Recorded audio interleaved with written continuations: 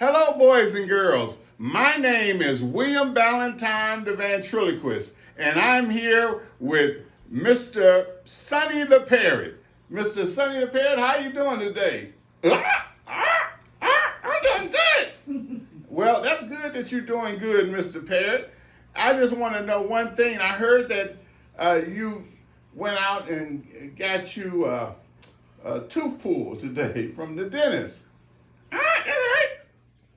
Well, I know it had to hurt a bit.